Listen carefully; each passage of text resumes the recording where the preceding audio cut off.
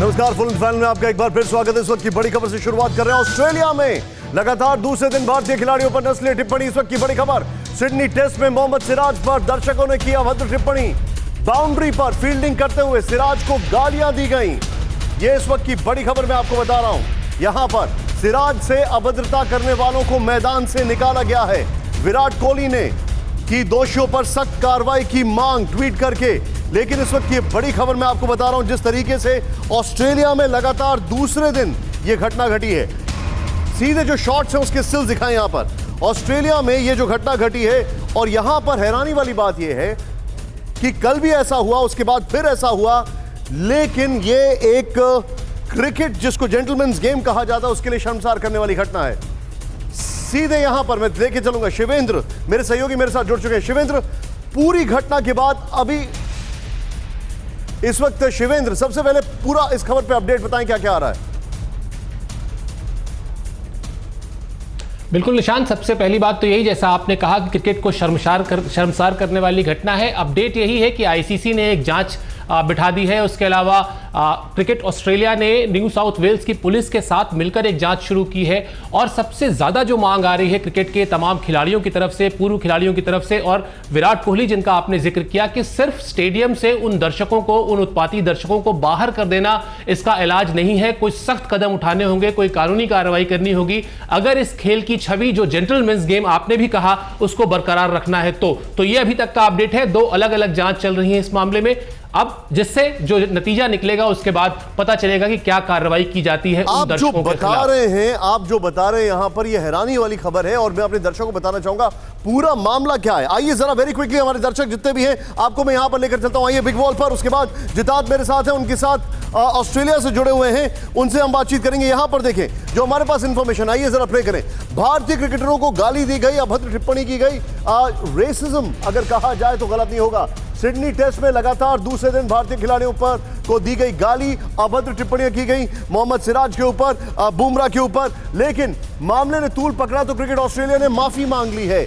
घटना के बाद 10 मिनट के लिए खेल रुका, 6 दर्शकों को स्टैंड से बाहर कर दिया गया। और क्रिकेट ऑस्ट्रेलिया ने यह कहा है कि हम इनको बैन कर रहे हैं, ये वापस कभी नहीं आ पाएंगे। मैच के तीसरे दिन कल भी सिराज के साथ, बुमराह के साथ भी ऐसी ही बदसलूकी हुई थी। सिराज और बुमराह पर नस्लीय टिप्पणी को लेकर बीसीसीआई ने दर्ज कराई है आईसीसी में शिकायत। भारतीय क्रिकेटर पर नस्लीय टिप्पणी की शिकायत पर सीए ने, क्रिकेट ऑस्ट्रेलिया ने जांच के आदेश दे दिए। मैं चाहूंगा जो स्टिल्स है हमारे पास उसके साथ ये वॉल के ग्राफिक्स प्ले करें। सीधे मैं चलूंगा, जितात मेरे साथ है। जितात, बड़ा सवाल यह है कि कल एक दिन ये घटना घटी, उसके बाद फिर से ऐसा होता है। इतना सब बर्दाश्त किया क्यों गया? निशान, देखिए, बर्दाश्त नहीं किया गया, बिल्कुल बर्दाश्त नहीं किया गया। कल जब भारतीय क्रिकेट टीम की तरफ से शिकायत की गई थी तो आज मैदान में पहले से ज़्यादा संख्या में सुरक्षा अधिकारी मौजूद थे और उनकी मदद के लिए पुलिस अधिकारी भी मौजूद थे। आपको मैं साफ तौर पे बता दूं कि ऑस्ट्रेलिया के जो न्यू साउथ वेल्स या एससीजी है वो इसको हल्के से नहीं ले रहा है। क्रिकेट ऑस्ट्रेलिया भी इसको हल्के से नहीं ले रहा है। उन्होंने बड़ी सख्त कार्रवाई की है। और जहां तक कानून की बात शिवेंद्र कर रहे थे तो ये भी बता दूं, और ऑस्ट्रेलिया में इस तरह की घटनाओं के लिए कानून बना हुआ है। अगर ये साबित हो जाता है इन 6-8 लोगों ने अभद्र टिप्पणी की, नस्लीय टिप्पणी की, तो उनके खिलाफ कानूनी कार्रवाई भी होगी और उसमें सजा और जुर्माने दोनों का प्रावधान है। ऐसा नहीं है कि हल्के में छूट जाएंगे। मगर दूसरा पक्ष है कि ये हुआ क्यों? हुआ इसलिए कि हमने क्रिकेट के खेल को एक लड़ाई जैसा बना दिया है और उसके लिए सब लोग जिम्मेदार हैं। उसके लिए मीडिया भी जिम्मेदार है। जितार्थ, हमारे पास अभी हम इस पे मॉरल पॉलिसिंग नहीं कर सकते हैं। क्रिकेट का कौन सा ऐसा मैच था क्रिकेट का जिसको हमने लड़ाई का मैदान नहीं बनाया था? एशेज से ज्यादा खूंखार होता है, बल्कि इससे ज्यादा खतरनाक होता है। खूंखार is the wrong word, but लेकिन जो अभी हुआ है, बड़ा सवाल ये होता है कि कल एक स्ट्रिक्ट एक्शन उन लोगों को आइडेंटिफाई कर उनको रिप्रिमेंड करना, ये सब क्यों नहीं हुआ, ये बड़ा सवाल है। सिराज से बदसलूकी पर जांच के आदेश दे दिए गए हैं। आईसीसी ने अभद्रता की जांच के आदेश दे दिए हैं सिडनी टेस्ट में। लेकिन अभी जो मेरे पास जानकारी है वो है विराट कोहली वाली खबर, वो भी दिखाएं। सिराज से बदसलूकी पर जांच के आदेश विराट कोहली ने ट्वीट किया है और विराट कोहली ने ट्वीट करके बोला है कि यह बर्दाश्त नहीं होगा। यह इस वक्त की बड़ी खबर। मैं सीधे चलूंगा शिवेंद्र के पास। Shivendra, quick reaction. बिल्कुल, और विराट कोहली ने कहा है racial abuse is absolutely unacceptable. और जो बात अभी थोड़ी देर पहले हो रही थी कि क्रिकेट को हम लड़ाई मान लेते हैं, ये हम नहीं मानते, ये ऑस्ट्रेलिया के प्लेयर्स मानते हैं, ऑस्ट्रेलिया के दर्शक मानते हैं। 2007 याद कीजिए, मंकी गेट एपिसोड हुआ था, हरभजन सिंह को बैन किया गया था। हरभजन सिंह को जब क्लीन चिट मिली तो जस्टिस जॉन हेंसन ने कहा था कि ये उकसाया गया भारतीय खिलाड़ी को, इसलिए भारतीय खिलाड़ी ने ऐसा किया। तो जंग का मैदान भारत ने नहीं बनाया, ऑस्ट्रेलिया के खिलाड़ियों ने बनाया, ऑस्ट्रेलिया के दर्शकों ने बनाया, इसलिए उनके खिलाफ सख्त कार्रवाई होनी चाहिए। जी बहुत बहुत शुक्रिया आपका जिद्दार्थ और शिवेंद्र, बहुत बहुत शुक्रिया। लेकिन अब वापस आ रहे हैं, ये खबर से बाहर निकल रहे हैं। भारत के कब्जे में पीएलए के सोल्जर से चीन परेशान, इस वक्त की बड़ी खबर। दोनों देशों की पूर्व बातचीत के मुताबिक सैनिक को तुरंत छोड़ा जाए। ग्लोबल टाइम्स ने लिखा, पैंगोंग सो लेक के नजदीक भारतीय सीमा में संदिग्ध परिस्थितियों में पीएलए के सोल्जर को भारतीय सैनिकों ने पकड़ा था। सुमित मेरे साथ हैं। सुमित, एलएसी पर तनाव के बाद ये दूसरा ऐसा इंसिडेंट है, अभी तक क्या अपडेट आ रहा है इस बड़ी खबर में? देखिए बिल्कुल निशांत, आपने बिल्कुल ठीक कहा कि दूसरा ऐसा वाकया है 8 से 9 महीने के बीच में जब चीन के पीएलए के जो सोल्जर्स हैं वो भारत की तरफ आ गए हैं। और यहां पर आपने ये पूरी परसेप्शन लाइन के तौर पर ही चलता है। अभी लगातार जो इनपुट आ रहे हैं वो ये कि दोनों तरफ से बातचीत चल रही है, लेकिन सबसे इंपॉर्टेंट बात क्या है कि भारत की तरफ से अब तक एक बार भी इस तरीके की कोई घटना नहीं हुई। लेकिन चीन की तरफ से करीबन ये दूसरे बार की घटना है कि जब चीन के पीएलए के सोल्जर्स भारत की तरफ आए हों परसेप्शन लाइन को वॉलेट कर। और इंपॉर्टेंट ये है कि भारत ने सारे प्रोफेशनल प्रोटोकॉल्स को फॉलो करते हुए चीनी सैनिक को ना सिर्फ सही तरीके से रखा बल्कि दूसरी तरफ यानी पीएलए के अफसर्स को ये बता भी दिया कि हम आपको जल्दी ही हैंड ओवर करेंगे चुशूल के अंदर। लेकिन अभी भी कई और सवाल है जो पीएलए के सोल्जर से पूछे जा रहे हैं कि आखिरकार इस तरफ आने की इंटेंशन क्या थी, या अगर आप मिसगाइडेड होकर या फिर आप गलती से इस तरफ आ गए तो किस तरीके क्यों आ गए, ऐसा क्या आपके साथ सर्कमस्टांसेस, तो सारी चीजों के ऊपर निशांत बातचीत की जा रही है। निशांत आप जो बता रहे हैं, लेकिन इस बीच में आपसे एक और चीज जानना चाहूंगा, वो मेरी आपसे जानकारी मैं आपसे ये लेना चाहूंगा सुमित कि इस पूरे मामले में अभी तक क्या ये कोई एंगल आ रहा है इस पूरे मामले में कि ये स्पाइंग हो सकती है? एक गलती बार बार कैसे हो रही है? अक्टूबर में भी हुई, अभी फिर हुई। बिल्कुल निशांत, बात तो यही है कि अगर आखिरकार ये गलती चीन की तरफ से ही बार बार क्यों हो रही है, क्योंकि दोनों तरफ दोनों ही सेना एक ही हाइट के ऊपर हैं या फिर आमने सामने है। लेकिन ऐसा क्या है कि चीन के सैनिक लगातार आते हैं। दरअसल मैं आपको जिस तरीके से बता रहा था कि सारी चीजें परसेप्शन लाइन पर क्लियर है। कई बार सोल्जर्स को ये अंदाजा नहीं होता कि वो दूसरी तरफ आ गए हैं। लेकिन इंपॉर्टेंट ये है निशांत की इसको लेकर भी पूरी कार्रवाई, पूरे प्रोटोकॉल फॉलो किए जाते हैं। यानी जो भी सैनिक इस तरफ आता है उससे पूछताछ की जाती है, ठीक है सुमित, आप मेरे साथ बने रहिए। मेरे खास मेहमान मेरे साथ जुड़ चुके हैं। सुमित, मैं आपके पास वापस आऊंगा क्योंकि आप एलएसी पर अभी तक काफी कुछ वहां पर कवरेज कर रहे हैं और बहुत शानदार कवरेज कर रहे हैं, by the way congratulations for that. लेकिन मैं सीधे यहां पर चलूंगा। मेरे साथ ब्रिगेडियर विनोद दत्ता मौजूद है। सर आपका स्वागत है। Farmer ambassador Ashok Sajjanar sir आपका भी स्वागत है। और हिस्टोरियन और बहुत अच्छे एनालिसिस करने वाले हमारे साथ प्रोफेसर कपिल कुमार है सर, आपका भी स्वागत है। कसवर, मनीष, वेलकम वंस अगेन। लेकिन brigadier Vinod Datta sir, very quickly, इत्तेफाक भी इतने इत्तेफाकन नहीं होते। अक्टूबर में गलती की, अभी फिर कर रहे हैं और मैं आपके सामने कुछ और डिटेलिंग लेकर आने वाला हूं सर। लेकिन how do you reckon this? ये क्या समझ रहे हैं आप, चीन क्या कर रहा है? निशांत, आपने बिल्कुल ठीक कहा। देखिए, दो तरह की गलतियां होती हैं। एक तो एरर ऑफ जजमेंट होती है और दूसरी होती है एरर ऑफ इंटेंट। और जिस तरह से ये दूसरा वाकया है गत कई महीनों में, तो चीन की मंशा इससे बिल्कुल वाज़ेह है, साफ है कि चीन इस तरह की कोई एक्टिविटीज़ में इंडल्ज होना चाहता है जहां उसे कोई इंफॉर्मेशन मिल सके। दूसरा इसका पहलू यह है, जैसा आपने कहा कि भाई हमारी सेनाएं भी वहां तैनात हैं और जिस तरह का ट्रुप डिप्लॉयमेंट वहां आजकल है, तो कोई वजह नहीं होनी चाहिए कि कोई भी सैनिक वेलेड हो जाए या गलती से एलएसी को क्रॉस करे।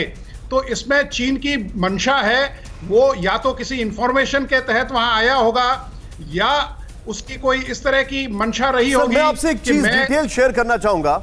और विनोद सर, मैं आपसे एक चीज डिटेल शेयर करना चाहूंगा। मैं चाहूंगा सबसे पहले वो वॉल दिखाएं जो चाइना और पाकिस्तान, और उसके बाद मैं एक रिएक्शन मनीष से लूंगा, फिर प्रोफेसर कपिल कुमार से लूंगा और फिर मैं अशोक सर के पास आ रहा हूं। वेरी क्विकली आइए जरा चाइना और पाकिस्तान वाली जो वॉल है उसको यहां पर प्ले करें। अश्विनी जी देखिए, यहां पर देखिए दो कंट्रीज एक साथ क्या काम कर रही हैं, ये मेरा बहुत बड़ा सवाल है। और ये जरा ध्यान से देखें आप, पिछले 3 दिन के एपिसोडिक इवेंट्स, चीन पाकिस्तान की खुफिया साजिश, क्या नए साल में भारत की सैन्य तैयारियों की मिलकर जासूसी कर रहे हैं चीन और पाकिस्तान? ये एक बहुत बड़ा सवाल हम उठा रहे हैं। क्यों? यहां पर देखें जरा, चेंज ओवर करें। वो बड़ा सवाल इसलिए, कल पैंगोंग त्सो के पास भारतीय सीमा में एक संदिग्ध चीनी सैनिक घुस आया। ठीक है, हम सबको बताइए, एक संदिग्ध चीनी सैनिक घुस आया, लेकिन यहां पर नोट करें आप, बड़ा इंपॉर्टेंट, चेंज करें इसको तो क्विकली। 2 दिन पहले बीएसएफ ने पंजाब में अंतरराष्ट्रीय सीमा पर 4 पाकिस्तानी युवकों को पकड़ा। 4 पाकिस्तानी युवकों को पकड़ा, 6 पाकिस्तानी युवकों को पकड़ा। यहां पर चेंज ओवर करें। गिरफ्तार किए गए सभी पाकिस्तानी युवकों की उम्र 20 से 21 साल है। भारतीय एजेंसियां पूछताछ कर रही हैं। नेक्स्ट, पीएलए का एक सैनिक पिछले साल भी भारत की सीमा में घुस आया था, अक्टूबर के महीने में।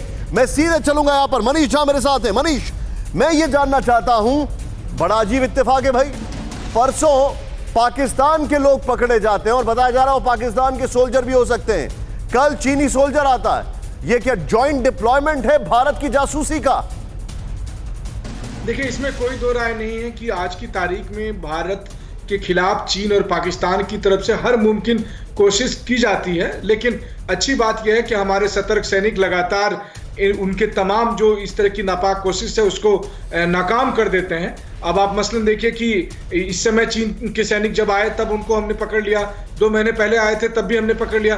हालांकि सुमित जो बात पर जोर दे रहे थे कि बहुत बार ऐसा होता है खास करके एलएसी वाले इलाके में कि परसेप्शन वाली लाइन है, लेकिन उससे कहीं ज्यादा चीन की अगर मान लीजिए नीयत भी खराब है, तब भी एक अच्छी बात यह है कि भारतीय सैनिकों ने वहां पर ना सिर्फ उसको पकड़ कर उससे वो पूछताछ कर रहे हैं, बल्कि ये इंश्योर कर रहे हैं कि अगर वो स्पाइंग के लिए आए हैं तब तो निश्चित तौर पर उसी के हिसाब से कार्रवाई होगी। आप जो बता रहे हैं स्पाइंग वाली बात, मैं प्रोफेसर कपिल कुमार सर के पास जाऊंगा। कपिल सर, क्या ये सब कुछ इतना ही सिंपल दिखाई देता है? प्रोफेसर कपिल कुमार, क्या मुझे देख सकते हैं सर? क्या ये सब आपको इतना ही सिंपल और सरल दिखाई दे रहा है जितना सामने प्रतीत हो रहा है? देखिए, सिंगल सोल्जर का इंट्रूड करना दूसरी टेरिटरी के अंदर ये स्पष्ट साबित करता है कि उसको किसी स्पाइंग मिशन पे भेजा गया है जी। अदरवाइज वो इलाका ऐसा है, वहां पे सिंगल सोल्जर्स को नहीं छोड़ा जाता। वहां पे पेट्रोल्स होती है, अगर पेट्रोल इंट्रूड करती तो मेरे समझ में आता कि पेट्रोल गलती से भूल करके रास्ता बिखर के उस लैंड में चली आई है। लेकिन सिंगल सोल्जर को आगे, जिसे वो रेकी कहते हैं, जिसे वो स्काउट कहते हैं आर्मी की भाषा के अंदर, स्पाइंग करने के लिए आगे, ये सिंगल उसको वहां पे ऐसे आगे भेजा गया है पूरे उसके अंदर। ये इतना सिंपल मसला नहीं है, और चीन इस बॉर्डर को अलाइव रखना चाहता है कोई ना कोई हरकत करके वहां। सर, क्या ये हो सकता है, कपिल सर, क्या ये हो सकता है कि नए साल में वो कोऑर्डिनेट्स चेक कर रहे हैं, हर तरफ से नए साल में नई प्लानिंग कर रहे हैं? देखिए, प्लानिंग तो हमेशा करता रहेगा, लेकिन मैं आज आपको फिर एक बात बता रहा हूं कि अगर लद्दाख का फ्रंट चीन को खोलना होता तो वो फ्रंट अब तक खुल चुका होता लड़ाई के लिए। चीन वहां पे फ्रंट कभी नहीं खोलेगा, मैंने बार बार ये बात कही है। चीन अगर फ्रंट खोलेगा तो सिक्किम का और वो जो बंगाल वाला उधर इलाका जो कॉरिडोर है वहां पे खोलेगा, अरुणाचल में खोलेगा। Okay. वहां पे ये सिर्फ एक्टिविटी रखेगा उस बॉर्डर को अलाइव रखने के लिए। Point noted sir, point noted. Ashok sir, मैं आपके पास एक बहुत इंटरेस्टिंग एनालिसिस लेकर आ रहा हूं और मैं चाहूंगा उस पर आपकी टिप्पणी। मैं आ रहा हूं आपके पास अशोक सर, लेकिन उससे पहले जरा यहां पर दिखाएं, अपने पर आई तो चीन की सिट्टी पिट्टी गुम हो गई। ये क्यों हम कह रहे हैं? देखें जरा आप यहां पर, अब जरा इस चीजों को समझें, और जो मेरे कैमरामैन है राणा साहब, उसको जरा जूम इन करने के तैयार हूं। अपने पर आई तो चीन की सिट्टी पिट्टी गुम, क्यों? ये देख रहे हैं आप चीनी सोल्जर जो पकड़े गए, यहां पर आप देख रहे हैं, मैं थोड़ा सा इधर वॉक करके आ रहा हूं। ये देखें, ये हैं वो भारतीय जो बेचारे फंस गए समुद्र में चीन के। अब यहां पर मैं आपको समझाना चाह रहा हूं क्या है, जरा देखें। संदिग्ध परिस्थितियों में पैंगोंग त्सो के पास चीनी सैनिक पकड़ा गया, राइट? यहां पर पिछले 6 महीने से 38 भारतीय क्रू मेंबर्स को चीन ने बंधक बना रखा है, जबरदस्ती। जूम इन करके दिखाएं, पिछले 6 महीने से 38 भारतीय क्रू मेंबर्स को चीन ने बंधक बना के रखा है। अब जरा इधर पर देखें, आप सामने देखें, चेंज करें इसको क्विकली। वो यहां पर एलएसी विवाद के बाद दूसरी बार चीनी सैनिक अवैध तरीके से घुसे, दूसरी बार चीनी सैनिक अवैध तरीके से घुसा है। यहां पर देखें आप, इस खाली शॉट के साथ दिखाएं इसको। ऑस्ट्रेलिया से कोयला लेकर वैध तरीके से पहुंचे भारतीयों को जबरन बंधक बनाया गया है, जबरन। हम लीगली वहां पर आए थे, उनको जबरन बंधक बना दिया गया। अब जरा यहां पर आए, तुरंत चेंज ओवर करें। वो ये देखें आप, अपने एक सैनिक के पकड़े जाने के कुछ घंटे के बाद चीन में छटपटाहट है। ग्लोबल टाइम्स न जाने कहां कहां की बातें कर रहा है, ये कर लो, वो कर लो, ये छोड़ दो, वो छोड़ दो। और यहां पर हमारे भारतीय क्रू मेंबर्स को लेकर चीन ने कई अपील को ठुकराई। अब तक 14 जनवरी को इनको छोड़ा जाएगा। मैं चाहूंगा सिर्फ इस ग्राफिक्स के साथ अशोक सर के पास आए। अशोक सर, इलीगली उनका बंदा घुसता है तो छटपटाहट दिखाई देती है, लीगली जब हमारे सेलर्स वहां पर पहुंचते हैं तो उनको बंधक बनाते हैं। इससे पता लगता है कि इनकी डबल टॉक क्या है। नहीं, बिल्कुल आप ठीक कह रहे हैं निशांत। और मैं तो ये कहूंगा, जो आपने मेरे मुंह की बात छीन ली। जब ये हम बात कर रहे थे, शुरुआत आपने की जो उनका एक सैनिक अवैध तरीके से हमारी तरफ आ गया है, तो मैं यही कंपैरिजन आपको कहने वाला था। जो देखिए, हमारे वहां पर 48 सेलर वो हाई वाटर्स में, हाई सीज में आए हुए हैं, बिल्कुल वैध तरीके से, लीगल तरीके से वहां पर आए हुए हैं, और ना उनका क्रू चेंज होने देते हैं, ना उनको जो अपना कार्गो है उसको डिसएम्बार्क करने देते हैं, ना उनको वहां से जाने की इजाजत देते हैं। और उनका एक सैनिक आता है और बिल्कुल अवैध तरीके से, इलीगल तरीके से उसके आने पर बहुत सारे प्रश्न चिन्ह उठ सकते हैं। और मेरे विचार से देखिए, हमको इतनी जल्दी नहीं करनी चाहिए उसको छोड़ने की। आपको याद होगा पिछले अक्टूबर में उसको हमने, जो वहां से आया था सैनिक, उसको हमने गिरफ्तार बाद में किया था और पहले यहां से स्टेटमेंट आ गए थे जो हम उसको छोड़ने वाले हैं। हमने बिल्कुल 24 घंटे में उसको छोड़ दिया था। मेरे विचार से ये जो सैनिक है, देखिए पूरे उसमें अंतरराष्ट्रीय संबंधों में एक रेसिप्रोसिटी की चीज होती है, एक क्विड प्रो को की चीज होती है। हमको भी इसको यहां पर रखना चाहिए, बातचीत करनी चाहिए। मैं नहीं कह रहा हूं जो उसके ऊपर किसी प्रकार का बुरा व्यवहार या अत्याचार करना चाहिए, नहीं, ठीक रखिए उसको, but let them also boil in their own stew. जो भाई वो सही बात है, एक्सपेक्ट नहीं करना चाहिए। जो उनका सैनिक यहां पर आया और उसके अगले दिन उन्होंने डिमांड किया और हमने भेज दिया, और हमारे 48 वहां पर बैठे हुए हैं। और देखिए निशान, जो आपने बोला, 48 में से केवल 23 को वो रिलीज कर रहे हैं 14 जनवरी को आने के लिए। अभी भी उनके पास 25 हमारे वहां पर नाविक होंगे, सेलर्स होंगे, और पता नहीं उनको कब। लेकिन अशोक सर, बहुत शार्पली मैं आपसे एक चीज पूछूंगा, आपको क्या लगता है चाइना और पाकिस्तान ज्वाइंटली क्या स्पाइंग करने की फिराक में है या नहीं है? बिल्कुल, I will not say anything is beyond them. जरूर वो अब साथ में कर रहे होंगे। और देखिए, एक टिप्पणी मैं और करूंगा, जो चीन ने अभी यहां पर लद्दाख में नहीं कुछ किया है क्योंकि सर्दी आ गई है, और सर्दी में उनका ऑपरेट करना बड़ा मुश्किल है। मुझे इसमें कोई शक नहीं है, जो जब सर्दी खत्म हो जाएगी, मार्च अप्रैल हो जाएगा, तो हमको एक्शन यहीं पर देखना को मिलेगा, क्योंकि ये उनके लिए स्ट्रेटेजिकली और टैक्टिकली एरिया है। सर, मैं थोड़ा सा इस चीज को आगे लेके जाता हूं, क्योंकि हम जिक्र करें, और पाकिस्तान के लिए आज सबसे बड़े एम्बैरेसिंग 2 मोमेंट रहे। एक शेख राशिद, जो उनके अगर कहा जाए कॉमेडियन मंत्री हैं, उनका स्टेटमेंट, और दूसरा आज एक बहुत बड़ी खबर। प्रोफेसर कपिल सर, आप हमारी स्क्रीन पर दिखाई दे रहे हैं, if you can hear me loud. Balakot air strike पर पाकिस्तान का सबसे बड़ा कबूलनामा। पाकिस्तान के पूर्व राजनायक जफर हिलाली ने खोली पोल। भारत की एयर स्ट्राइक में 300 आतंकी हुए थे ढेर। जफर हिलाली, दुनिया के सामने फिर बेनकाब हुआ पाकिस्तान।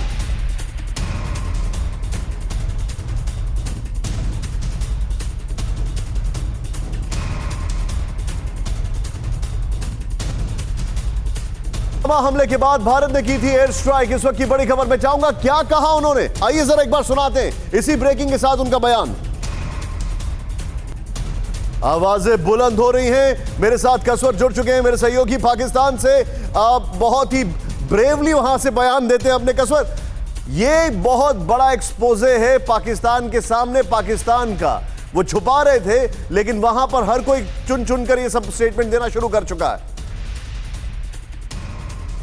निशांत, वाकई आप बिल्कुल ठीक कह रहे हैं कि ये जो जफर साहब की ये जो स्टेटमेंट थी, वैसे उनका अपना एक बयान था, उम्र के काफी हिस्से में है, वो थोड़ा सा बिगड़ भी जाते हैं, कोई बात। लेकिन ये स्टेटमेंट एक नेशनल टीवी पे बैठ के कहना, मेरा ख्याल है कि एक बहुत बड़ा, आप यूं कह रहे कि ये एक बॉम्ब ब्लास्ट था, एक बॉम्ब शेल था। और मेरी जो बात हुई यहाँ पे अपने दोस्तों के साथ, सोर्सेस के साथ, तो गवर्नमेंट की तरफ से कोई रिएक्शन नहीं आया। मसलन आप फौरन रिएक्ट करते हैं कि जी उसका दिमागी तवाज़ुन ठीक नहीं है, या उसने स्टेटमेंट ठीक नहीं दी, या उसने ज्यादा बढ़ा चढ़ा के बयान किया है, या दुश्मनी की है। तो इस किस्म का कुछ नहीं, गवर्नमेंट की तरफ से ना तो इसको उन्होंने डिनाई किया, ना इसको एक्सेप्ट किया। लेकिन एक बात उन्होंने बड़ी वाज़ेह तौर पे की है, जो हम भी पहले डिस्कस करते रहे हैं, कि पाकिस्तान का जो रेस्पॉन्स था वो इंतहाई धीमा और इंतहाई कैलकुलेटेड था। और उन्होंने ये नेशनल टीवी पे बैठ के ये ब्रेवली बोल दिया, बल्कि मेरे ख्याल ललकार किया कि इंडियंस की जो प्लेन्स आए और उसके बाद उन्होंने वो किया और वापस चले गए, हमने कुछ नहीं किया।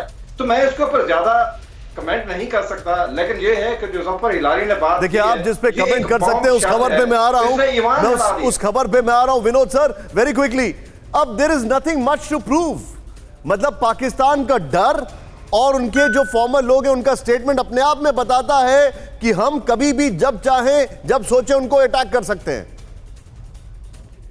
बिल्कुल निशांत, देखिए जिस तरह का स्टेटमेंट हिलाली साहब ने दिया है, और वो बड़े मोअज़्ज़ज़ शहरी हैं पाकिस्तान के और जिम्मेदार डिप्लोमेट रहे हैं, तो उनका ये स्टेटमेंट और ये एक्सेप्टेंस जो पाकिस्तानी आवाम है उनका कि भाई 300 से ज़्यादा दहशतगर्द वहाँ मारे गए, ये एक अपने आप में प्रूफ है।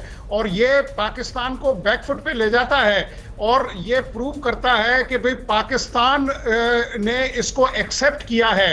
और पाकिस्तान रिटेलिएट इसलिए नहीं कर पाया क्योंकि पाकिस्तान को ये उम्मीद थी और उनको ये तवक्को थी कि जो बाकी उनके लॉन्चिंग पैड्स हैं या जो टेररिस्ट ट्रेनिंग कैंप्स हैं, भारत उनको भी नेस्तनाबूद कर देगा। वो आगे जो नुकसान है उसको नहीं। विनोद सर, आपने यहां पर सवाल किया, आपने कहा कि उनका ये स्टेटमेंट आया पाकिस्तान में, मुझे लगता है हुक्मरान को ये समझ में नहीं आ रहा है कि किसके ऊपर रिएक्ट करें, क्योंकि मैं आपको एक बहुत कॉमिकल स्टेटमेंट सुनाने जा रहा हूं। अपने दर्शकों के लिए माफी चाहता हूं सीरियस शो में लतीफा सुनाने के लिए, लेकिन पाकिस्तान के एक मंत्री का लतीफा सुनना जरूरी है। पाकिस्तान के आंतरिक मंत्री शेख राशिद ने पाक ब्लैकआउट के लिए भारत को जिम्मेदार ठहराया। What a joke! विजुअल्स के साथ शेख राशिद के दिखाइए, क्योंकि वो अपने आप में एक बड़ा दिलचस्प विजुअल है, जॉनी लीवर की याद आती है। शेख राशिद ने कहा, राजधानी दिल्ली के पास हो रहे किसान आंदोलन से ध्यान भटकाने के लिए भारत ने गड़बड़ी की है। पाकिस्तान के ऊर्जा मंत्रालय ने खुद ट्विटर पर ब्लैकआउट को कहा कि यह ट्रांसमिशन सिस्टम में आई दिक्कत की वजह से हुआ है। मैं चाहूंगा जरा जो डार्क विजुअल्स हैं उनके वो सीधे डार्कनेस के विजुअल्स दिखाएं, और मैं यहां पर सीधे चलूंगा। कसवर मेरे साथ है। कसवर, ये वही साहब है जो 1.25 किलो 3 किलो 2.5 किलो के बम की बात करते हैं और खुद बिजली के झटके से गिर जाते हैं। आज ये बात कर रहे हैं पाकिस्तान की बिजली को लेकर। क्या जोक है यार ये?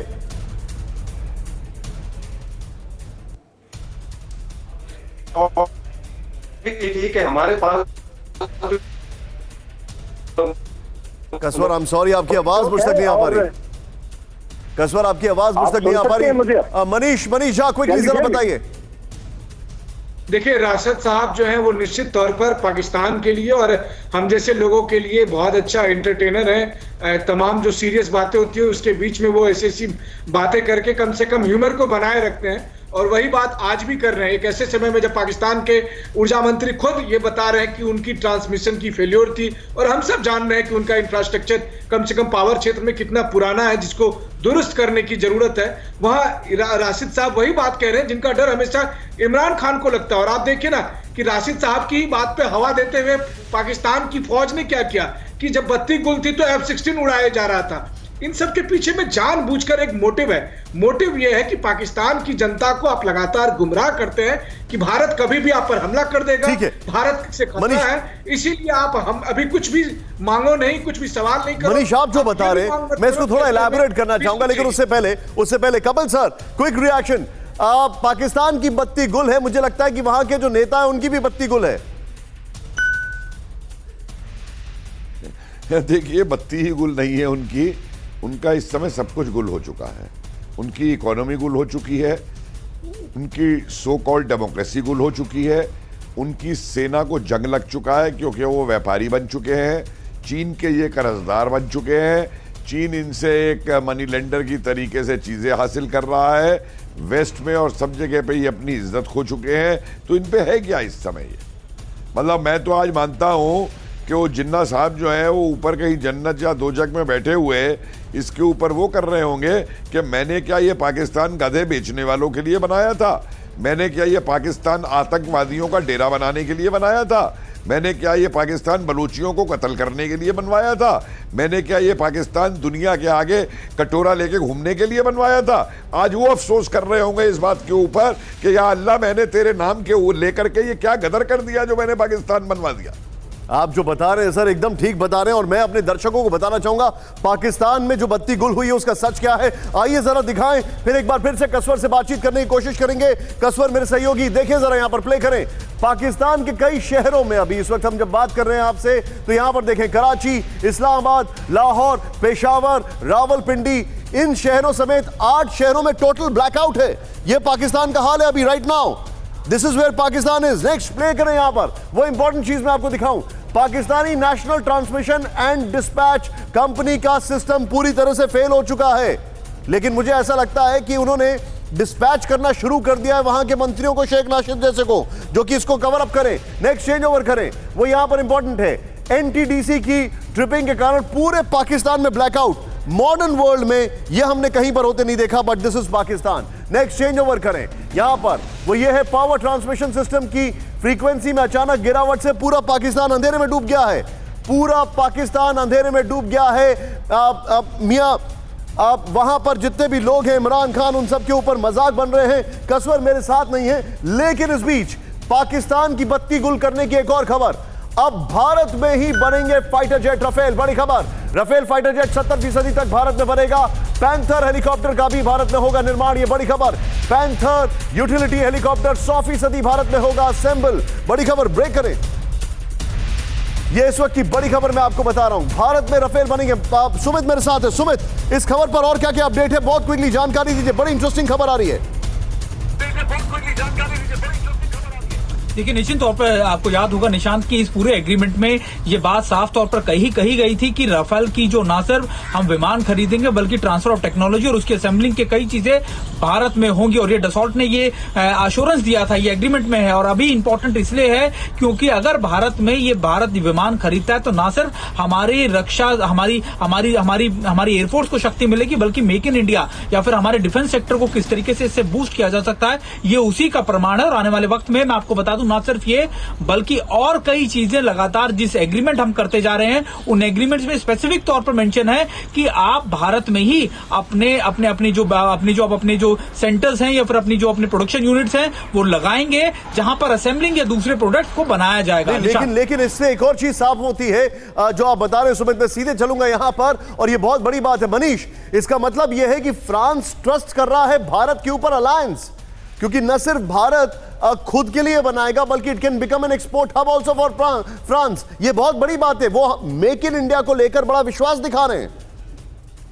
जी हाँ, बिल्कुल। देखिए, पिछले दिनों फ्रांस के राष्ट्रपति के जो सलाहकार हैं उनका भारत दौरा हुआ था और फिर उन्होंने प्रधानमंत्री से भी मुलाकात की थी और फिर फ्रांस की तरफ से यह ऑफर दिया गया था कि वो मेक इन इंडिया कार्यक्रम के तहत राफेल और पैंथर हेलीकॉप्टर को यहीं पर बनाना चाहते हैं ताकि भारत और फ्रांस के बीच भी उसी तरह का एक सहयोग वाला दिखाई दे जैसा कि हमारा और रूस का ब्रह्मोस मिसाइल के मामले में है। लेकिन आपका जो सवाल है वो बेहद महत्वपूर्ण है कि फ्रांस का भारत पर कितना भरोसा है।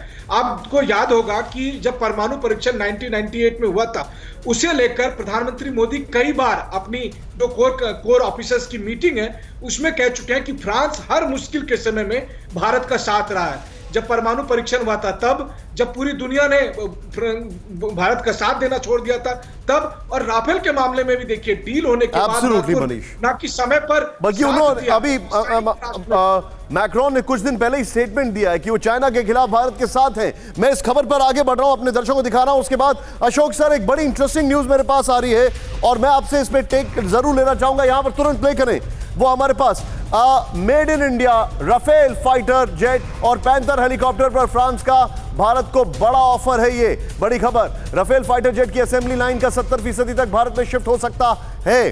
फ्रांस के पैंथर यूटिलिटी हेलीकॉप्टर को 100% भारत में ही असेंबल किया जाएगा। नेक्स्ट, भारत में असेंबल होने से देश को राफेल की काफी कम कीमत देनी होगी।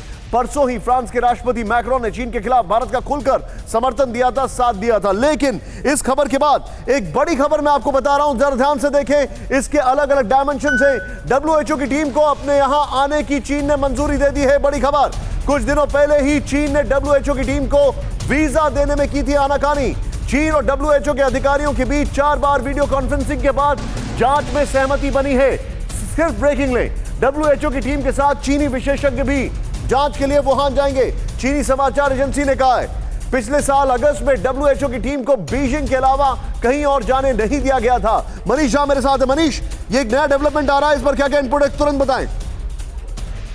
जी हाँ, बिल्कुल। देखिए, डब्ल्यूएचओ की टीम को लगातार इन्वेस्टिगेशन करने से रोकने की चीन की तरफ से हर मुमकिन कोशिश हो रही है। इससे पहले जब डब्ल्यूएचओ की टीम बीजिंग पहुंची थी तब वहीं पर से उसे वुहान नहीं जाने दिया गया था।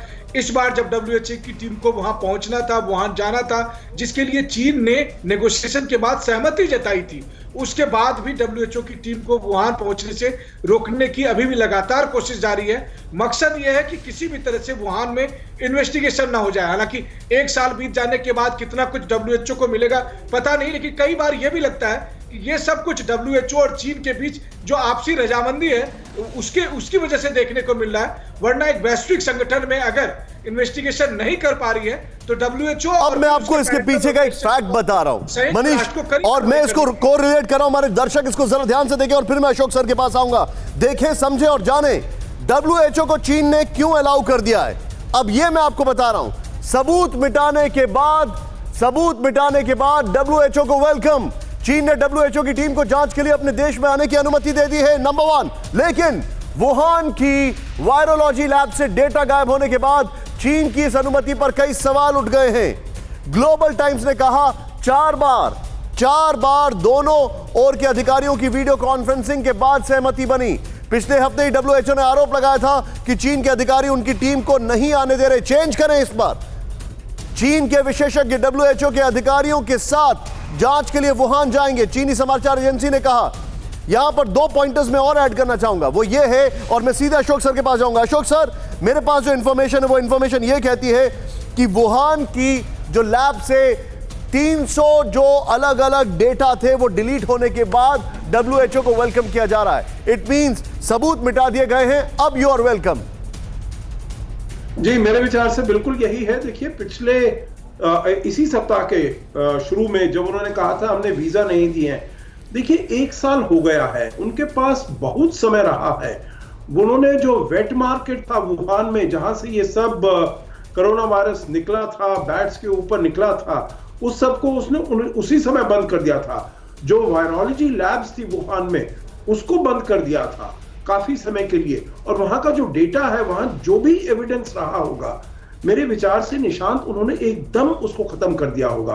और उसके बाद देखिए, ये वाली डिसीजन हुआ था, अगर मुझे याद आता है, पिछले साल मई में, तो मतलब करीब 7-8 महीने हो चुके हैं उसके। और डब्ल्यूएचओ भी मेरे विचार से ये अंतरराष्ट्रीय संस्था है, उसी महीने या उसके अगले महीने उनको टीम भेजनी चाहिए थी, क्योंकि अंतरराष्ट्रीय संस्था ने अपनी वर्ल्ड हेल्थ असेंबली में ये डिसाइड किया है जो ये इन्वेस्टिगेशन वहां से शुरू होगा। और इतनी देरी करना, तो मेरे विचार से मुझे तो लगता है जो ये दोनों में कल्यूजन है, अमेरिका में, ये इसमें चीन में और डब्ल्यूएचओ में। सर, आप जो बता रहे हैं मैं आपकी बात से पूरी तरह सहमत हूं, और इसी को मैं आपको एक और चीज ऐड करना चाहूंगा अशोक सर। हाई अलर्ट पर इस वक्त बेइजिंग है। मनीष झा ब्रेक कर रहे हैं। चीनी राजधानी के नजदीक कोरोना के बढ़ते मामलों से चीन में दहशत है। इस बार बेइजिंग के नजदीक हेबेई बना कोरोना का एपिसेंटर। चीन ने विदेश से आ रहे लोगों को 21 दिन के क्वारंटीन का सख्त नियम बनाया है। चीनी सरकार का फैसला, एसिम्प्टोमेटिक और कोरोना मरीजों को नहीं लेनी चाहिए वैक्सीन। अभी तक 90 लाख लोगों को चीन में वैक्सीन दिया गया है। मैं सीधे चलूंगा मनीष झा के पास। मनीष, चाइना ने यह कह दिया है कि एसिम्प्टोमेटिक और जितने भी लोग कोरोना ग्रस्त हैं उनको तो वैक्सीन देंगे ही नहीं, नंबर 1। नंबर 2, उनका फिर से जो वायरस है उसका एक्सप्लोजन हुआ है। Quick take. जी हाँ, बिल्कुल। देखिए, चीन का ये दावा है कि हवाई प्रांत में एक बार फिर से कोरोना का संक्रमण तेजी से फैल रहा है। हालांकि मुझे अभी भी इस पर बहुत आशंका है, खास करके इसकी टाइमिंग। अगर आप देखिए, जब डब्ल्यूएचओ की इन्वेस्टिगेशन की बात आई उसी समय ये सब कुछ नाटक होने लगा, वरना इससे पहले चीन दावा कर रहा था कि वो पूरी तरह से इन सब चीजों से मुक्त हो गया है और सब कुछ नॉर्मल है। वहीं दूसरी तरफ वैक्सीन को लेकर देखें तो एक तरफ तो चीन ये भी दावा करता है कि पूरी दुनिया में अकेला वो देश है जो सबको वैक्सीन सप्लाई कर सकता है, और खुद वहां अपने ही लोगों को वैक्सीन मुहैया कराने की स्थिति में नहीं है। इसलिए अब बंटवारा किया जाने लगा है कि किन किन लोगों को वैक्सीन देना है, किन किन को नहीं देना है, ताकि बड़ी आबादी को वैक्सीन से अलग ठीक है। Point noted. मैं अपने दर्शकों को, हमारे जितने भी यहां पर खास मेहमान हैं, आप सभी का बहुत बहुत शुक्रिया कहना चाहूंगा। Thank you so much. परवाह देश की, सोमवार से शुक्रवार रात 10 बजे TV9 भारतवर्ष पर।